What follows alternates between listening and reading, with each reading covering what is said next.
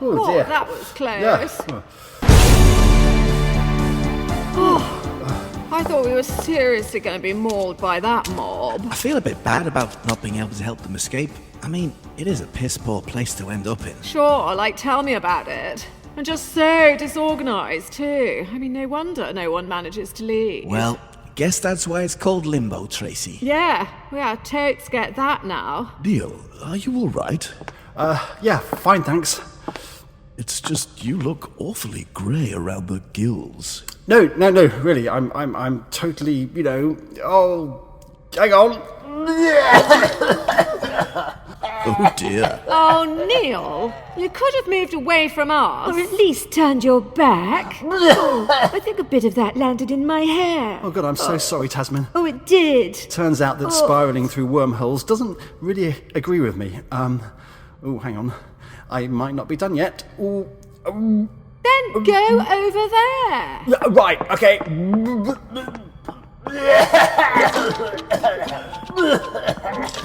Hello everyone, I'm Dennis the caretaker.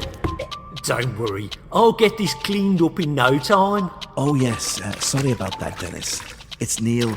He struggles a bit with the whole multi-dimensional travel thing. Oh, don't worry about that. To be honest, it's good to have something to do, even if that is just mopping up vomit. So, how was your trip to Limbo? Fine, thanks. We got what we came for. You mean these three? Yes. Don't worry, I won't tell anyone. Thanks. I appreciate that it's probably a bit, Frowned upon. yeah. Look, I'm not one for telling tales. I just keep my head down and get on with the job in hand. That's good to know. Hey everyone, guess what I found? Hello again. Hello there. Sorry about all the, Don't mention it. All part and parcel of the job. There's actually some more over there, and I've also sprayed a bit on a couple of the doors, I'm afraid. Honestly, not a problem. I'll rinse out me mop and I'll be there in a mo. So, Neil, what's this exciting discovery? Well, yes, all of you, come and see.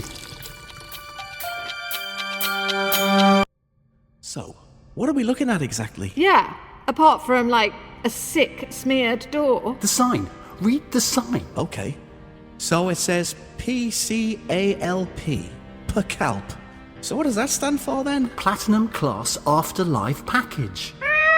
Oh, are you sure? Yes, it must mean that because of what's written below. See? Pine Advent. What's that? Oh, hang on. Some of my sick has dripped onto it. I'll just clean it off. There you go. Can you read it now? Alpine Adventure. You see? Yeah, I do. Wow.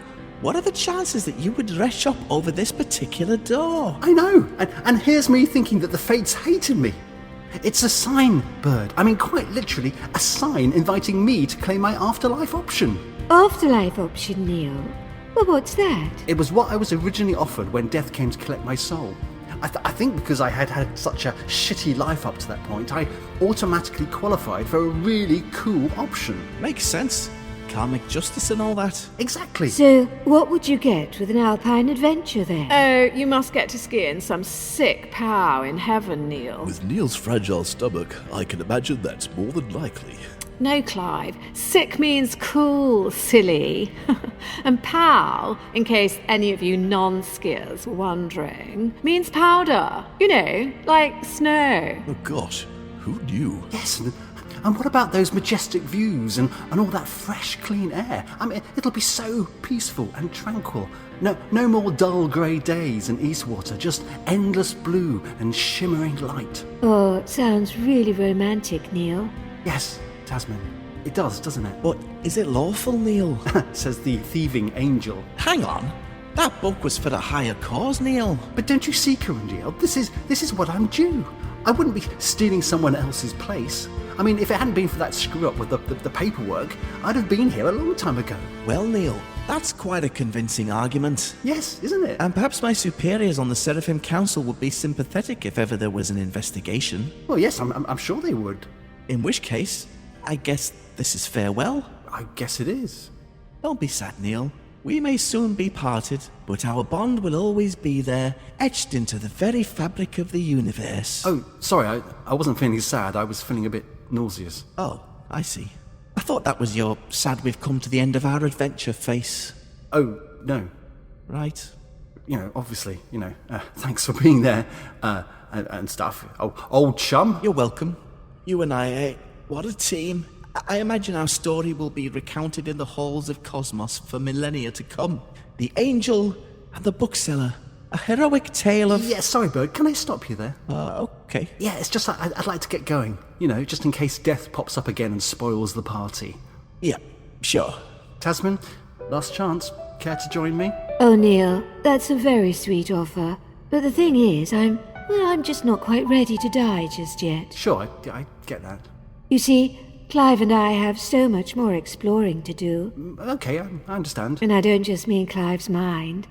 I want to get to know every inch of his body. Every valley, every crack. Yep, I really get it. Thank you. Well, goodbye, everyone, and good luck.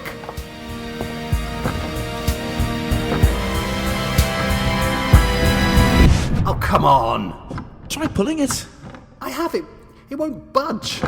Perhaps you need to say some magical phrase, Neil. Like abracadabra. Yeah, thanks, Clive, but I really don't think that's somehow... Or how about, open sesame? Or that unlocking door spell in Harry Potter. Now, how did that go? Oh, I know, I've got it. Listen to this. Open ye doors.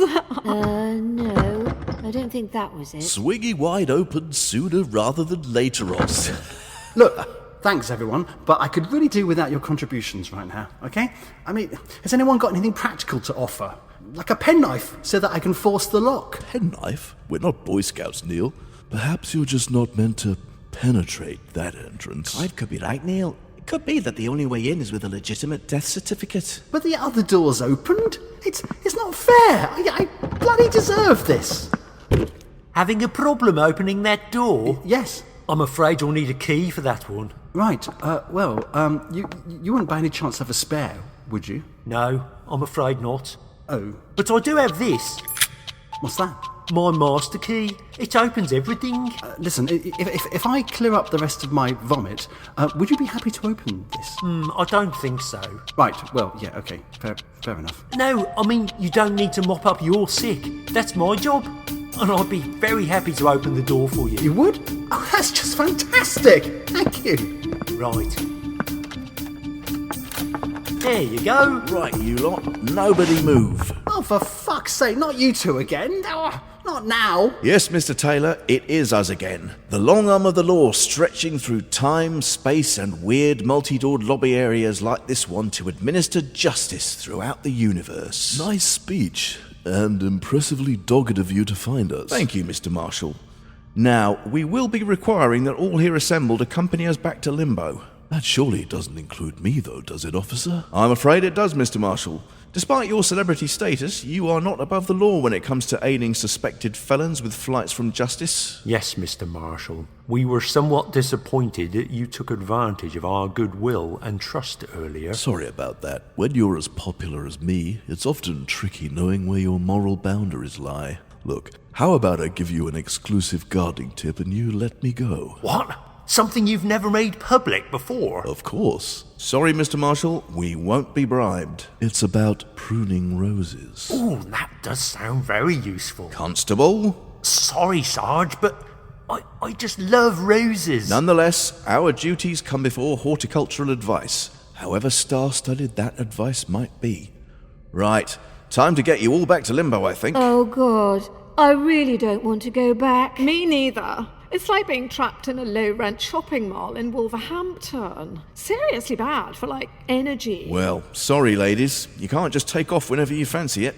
Quick, everyone, follow me through the door. Come on. Hang on, nobody move.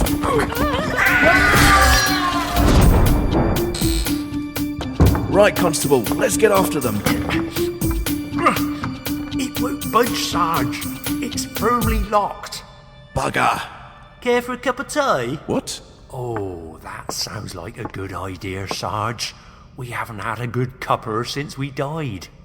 Got any biscuits? I have, actually. Custard creams. Oh, nice. My favourite. Me too. Come on, I'll put the kettle on and show you my collection of matchstick ships. Matchstick ship collection? You know, I wouldn't mind taking a look at that. So where are we now, Douglas? I'm not really sure. I've never been this far from the workshop before. What if we get spotted? Don't forget we're renegade elves now. Oh, yeah. We're like outlaws now, aren't we? And we're not immortal anymore. We could die. You know, like poor old Santa. Oh, no. I wouldn't want to be ripped apart by wild bears. Don't worry, you two. Nobody's getting ripped apart. Anyway, most people can't tell the difference between us. To them, an elf's an elf. That's true. I quite often get mistaken for you, Hugh. What? But you're a girl elf, Lily. So? Well, surely it's obvious that your cheeks are far rosier than mine. Well, you'd think. But to non-elven folk, that difference seems to be easily overlooked. Golly, how strange. And then there's your breasts, Lily. My what? Breasts. What do you mean, breasts, Douglas? You know, Lily's breasts. What? These? Well, we all have these, Douglas. They're just our chest bumps, silly. Yes, Douglas, look at me. I've got a chest just like Lily's. Well, it's not quite like Lily's, Hugh. In what way? Lily's chest bumps are a bit more pronounced, aren't they? Look, this can't really be news to you both, can it? I mean, I know we've lived a very sheltered life making children's toys, but you must have picked up on this difference before, surely? No? Can we talk about something else, Douglas? Yeah, you're making me feel a bit, weird and itchy. Gladly. Look, there's a help desk over there. Perhaps they know where Ruby is.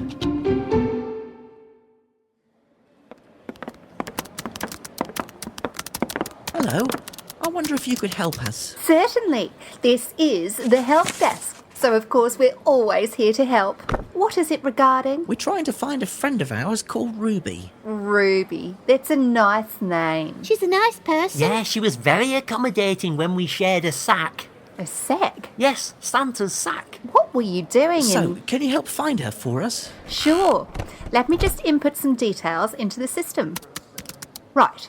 Can you give me her second name, please? Second name? Yes. I don't think she's got one. Oh, it's unusual. Most people have a second name. She's got red hair. Does that help? Well, And she sounds really posh. I'm not sure that's going to help with the search, but let's just add that in anyway. Oh, and she keeps a really tidy desk. Except when she's being shot at. Oh, yeah, and then it can be a bit messy. Right.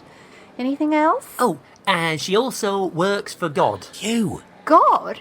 But I thought he had been exiled, along with his PA and 3 of Santa's elves. Yeah, that's right. But Ruby was his under-PA. Under PA? Yeah, like a trainee assistant. She didn't get exiled because she was off that day sick when God did that thing that got him and the others exiled, or like, so I heard. Okay. So, do you mind if I ask what business you have with this ex-employee of the disgraced creator? We're bringing her a present. We are? Yes, Hugh, because it's her birthday, remember? Oh, yes. Her birthday. I remember now. So, where is it? Where's what? The present for your friend Ruby. For someone who's meant to just help people, you do ask a lot of questions, don't you? You. It's in your pocket, isn't it, Hugh? It is? Yes, that ruler. Oh, yes. This is it. A ruler. That's right. But not just an ordinary ruler, a really, really bendy one. Look. Right. In fact, it's probably even more bendy than Toby's ruler. Toby? So, how's the search going on that clever machine of yours? Well, surprisingly, it's managed to find a well-spoken redhead called Ruby Scrimplestein. Oh, she looks like a Scrimplestein. That's got to be her. She does? Oh, yeah. Well, she's currently staying in one of the guest apartments in the director's residence. Is she now? Director's residence, eh? Right, well, many thanks for that. I hope she enjoys her ruler. Oh, I'm sure she will. I mean, who wouldn't? Right.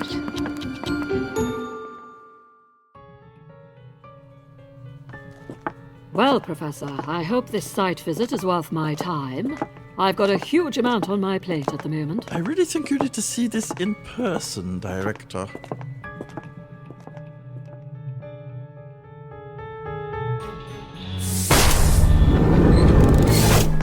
Good Lord, this place is vast. Is that some kind of underground lake? Yes.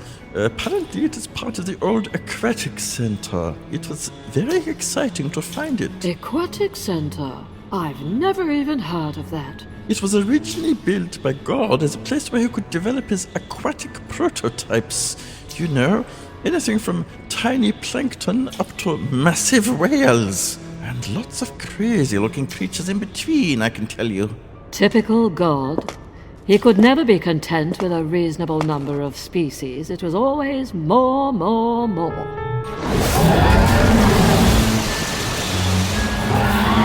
What the hell was that? That would be one of the larger predators, Mom. Since this place was abandoned, all manner of strange new sea monsters have evolved in what you could call one massive marine petri dish. Right. And what has this got to do with this brilliant idea of yours, then? Well, if I just push this big red button here, you will see that down from the roof comes the cage. Cage? Yes, for Ruby. I see. So, Ruby goes in the cage, and then what? It is very simple, Mom. I push this other button here, which releases the hungry pterodactyls.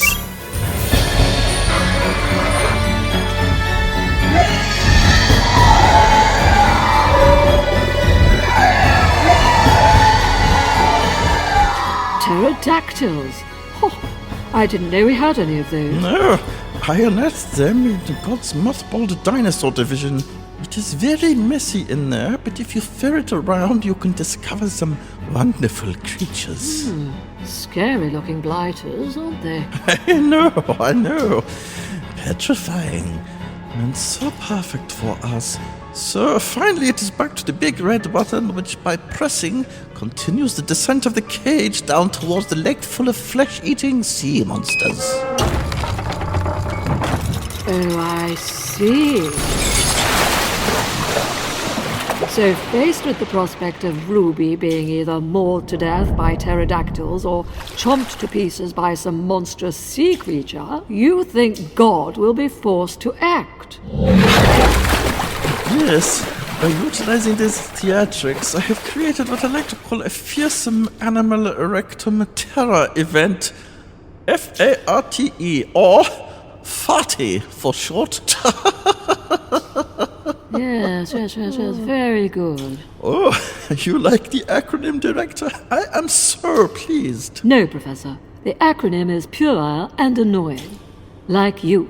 Oh. But the idea is inspired. Faced with the possibility of Ruby dying a hideous death, there is every chance God will unleash the full weight of his hitherto latent wrath to save her. And with Pandora's box fully open, there'll be no going back. No, Professor. We'll stick him in the vanguard of our army and watch all those civilizations fall to their knees.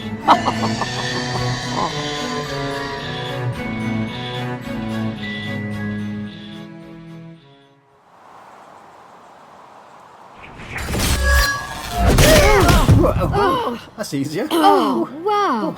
Wow, look at It's this. amazing. Look at those mountains. Look at that snow. Oh my god, it's like stunning. I thought Fabier was like dope, but this place is like mega dope. Wow. Somebody get me some shades. This place is bright. How are you feeling, Neil? Oh, great, Bird. I'm feeling really great. Stomach settled then? Yeah, I mean, its stomach's fine. No nausea and just no worries. Just great. Pleased to hear that. How about you? I just feel relieved. This wasn't quite how I saw this Odyssey of ours ending. You can't get much better than this, can you? No, I don't think that you can. Oh god. Talk about ruining the moment. Sorry, everyone. It's been emotional. I think we can cut Corundiel some slack on this occasion. After all, this rescue mission was all his idea. You know, I really think you've grown, Neil. A previous version of you might have been tempted to slip through that door without us. Well, I could hardly let you all return to Limbo. And, you know, Bird, I suppose you've taught me to be a bit less Neil centred over time. Yeah, thanks, Neil. Impressive quick thinking back there. Didn't really think I'd end up in such a groovy-looking place as this. No, Clive, I didn't think you would either. Greetings, and welcome to Alpine Adventure. Oh, hi. I really like your robes. They're sick. Sick? It means cool. Oh, right. But don't you, get cold? Here in Alpine Adventure, no one is either too hot or too cold. Neither is there pain, want, frustration, or yearning for the unattainable. Oh, cool. Does that mean no long waits at the ski lift, then? That is correct. Oh, and no hangovers after an all-nighter? That is also correct. Does it also mean that I'll find true love?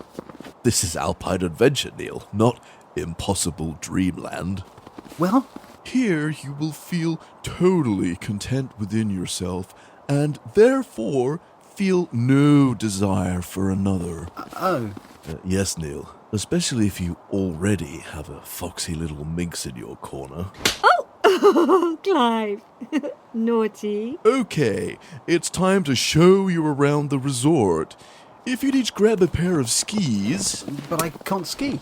Don't worry, this is Alpine Adventure. Everyone can instantly ski to an impossibly high standard here. Oh, great. I've always wanted to ski, but I've always been too scared to try. I, on the other hand, have always been pretty brilliant. Well, perhaps, Clive, you'll be even more brilliant. Hard to imagine that, Tasman, but we'll soon find out, won't we? A skiing seagull. This has got to be a first. You all right, Neil? Yes, sort of. Neil, let go and embrace all this. You can't fail here. Nobody can. Yes, of course you're right, Bud. Of course I can't fail. I've arrived. This is my option. This is my prize. Right. Okay, everyone, follow me. He goes. Hooray! Neil! Mind those trees! Hang on. Oh, fuck.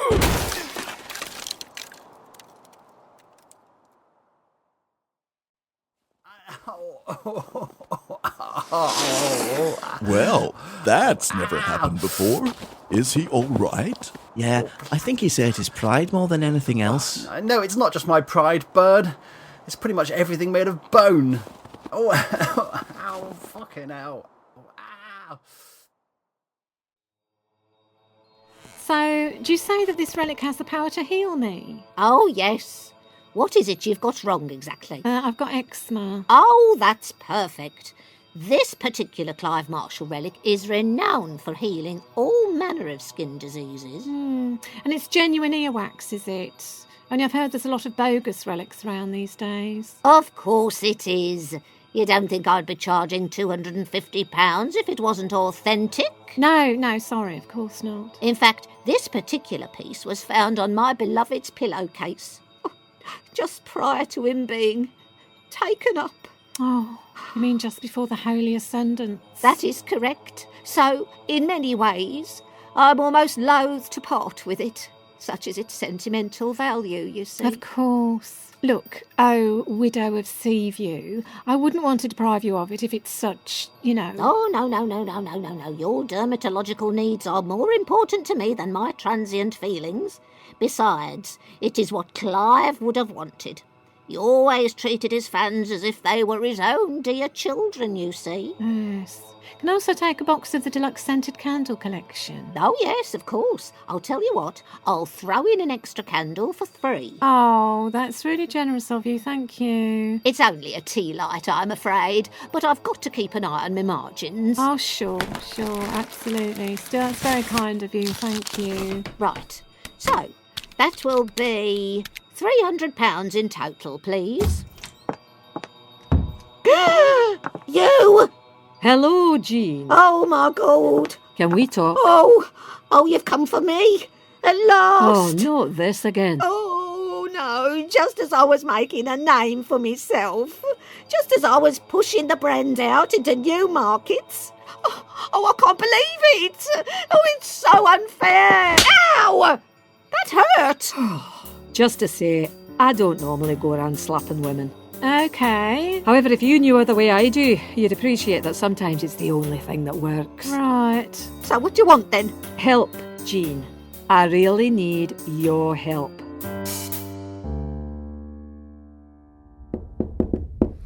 Come in. Hello, Ruby. Hello. Hiya! Goodness. Oh, what a surprise. A nice one, I hope. Yes, of course. How on earth did you get here? Through a black hole. Gosh. Well, that's very resourceful of you. Oh, it wasn't really our idea. It was the seagulls. Yeah, we were getting really bored of being garden gnomes. Gnomes? Listen, Ruby, we think you're in danger. Oh, don't worry, Douglas. God and the director have kissed and made up. In fact, they're not the only ones. God and Jesus have also entered into an entente cordiale at last. About bloody time, I say. But we overheard the director talking about plans to get God match fit. Plans that somehow involve you. And when she mentioned your name, it wasn't in a friendly way. There was something a bit nasty about it. Well, that sounds worrying. And I wonder what these match-fit plans for God are. Maybe they want God to play football or something. Don't be silly, Hugh. You can't play football with a big long beard like that. You'd be tripping over it all the time, wouldn't you? He'd get it caught in those spikes in his football boots. Oh, yeah. I hadn't thought of that. And there was something about a Jesus gambit and a Machiavellian manoeuvre. Machiavellian. Yes, that's right. Machiavellian. Machiavelli was a famous and subtle manipulator, not unlike the director herself, in fact. Right. None of this sits well. To be honest, I did have my reservations about God and the director teaming up. I must speak to God about it right away. You stay here, elves. I'm going to get to the bottom of this. Oh! Oh, I say.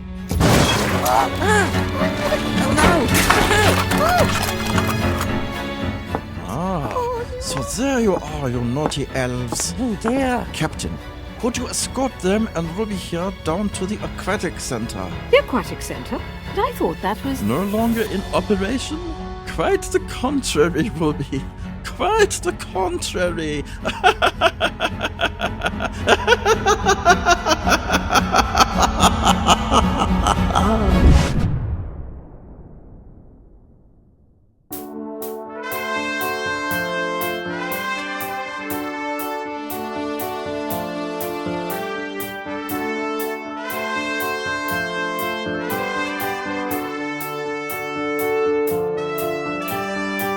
Eternal Strife was written, directed and recorded by Bruce Windwood and featured the voices of Anjella Mackintosh, Mark Crozer, Simon Hook, James Pepper, Katie Southwell and Bruce Windwood. Music and sound design by Bruce Windwood.